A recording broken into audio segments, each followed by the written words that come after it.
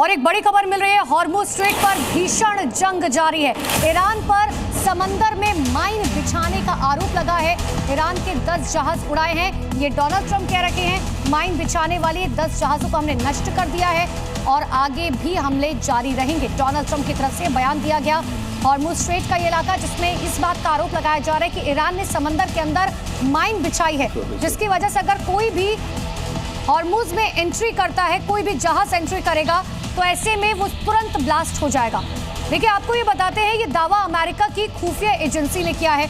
लेकिन क्या होते हैं नेवल माइंस जिनका हम जिक्र कर रखे हैं, जिनके ऊपर ये आरोप लग रहा है कि ईरान ने स्ट्रेट हॉर्मुज में किया है, तो ये आपको बताते हैं कि नेवल माइंस है क्या। ये समझिए ग्राफिक्स जरिए सबसे पहले आपको बताते हैं। देखिए, पानी के अंदर दरअसल ये एक तरह का अदृश्य बम इसे कह लीजिए। पानी के नीचे एक विस्फोटक डिवाइस होती है। जहाजों का पता लगाने के लिए सेंसर पर ये पूरी तरीके से निर्भर होते हैं। जो आप ग्राफिक्स देख रहे हैं ये हम आपको समझा भी रहे हैं ताकि आप आसान भाषा में समझ जाए।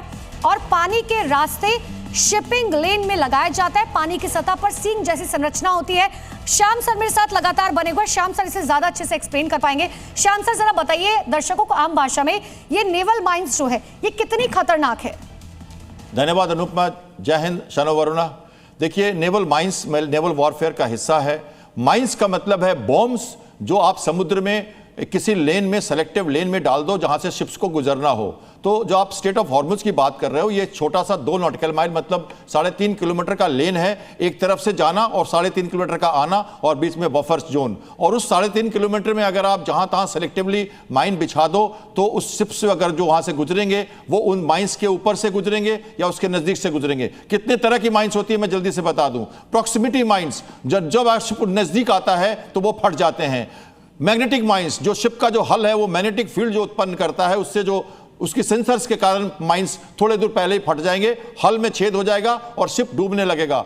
ये प्रॉक्सिमिटी माइंस, अकोस्टिक माइन, आवाज जो प्रोपेलर की होती है उससे वो ध्वनि से माइन फट गया। ये फ्लोटिंग भी हो सकते हैं और मूड मतलब पानी के अंदर भी होंगे। जब मैडम ने कहा, अनुपमा जी ने, कि वो अदृश्य है, मतलब वो पानी के नीचे है बॉम्ब, लेकिन उसको एंकर के थ्रू मूर किया हुआ है जमीन पे। तो इस तरह के माइंस होते हैं। और आपको मैं बता दूं, ऑपरेशन जो एक समय दे तो पीएनएस गाजी जब डूबा था भारतीय 1971 वॉर में, तो उसकी सबमरीन जो थी पीएनएस गाजी और विशाखापट्टनम हार्बर के बाहर आके माइन ले कर रही थी जब उस पे आईएनएस रंजीत ने डेप्थ चार्ज मारा था। बिल्कुल सर, आपने बहुत अच्छी जानकारी दी कि आखिर किस तरीके की माइंस होती है और कितने तरीके की होती है। सर मैं लौटूंगी आपके पास, लेकिन देखिए, ट्रंप ईरान के खत्म होने का दावा तो कर रहे हैं। उनके दोस्त नेतन्याहू ईरान की हड्डी तोड़ने की बात कर रखे हैं। दरअसल दोनों मुल्कों को यकीन नहीं हो रहा कि ईरान युद्ध में इतने दिन आखिर टिका, तो टिका कैसे।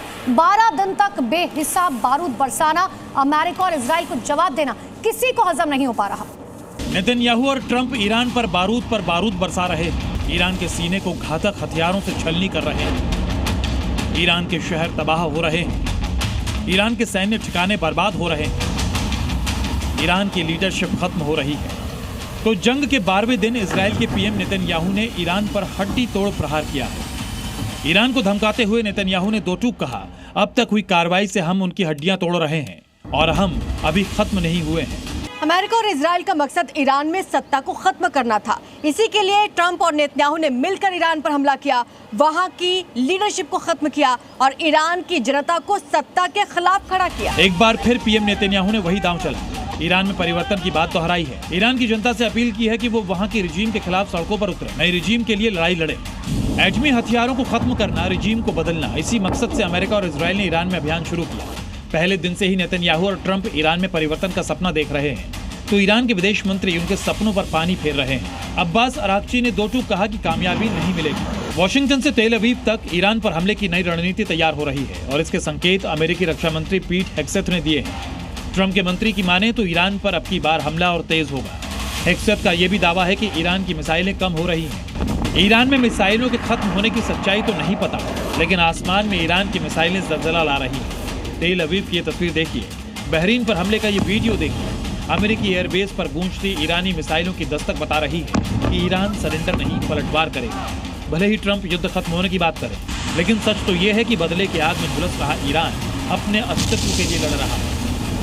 उसके सामने दो ही विकल्प हैं, मरना या मारना। ब्यूरो रिपोर्ट, जी मीडिया।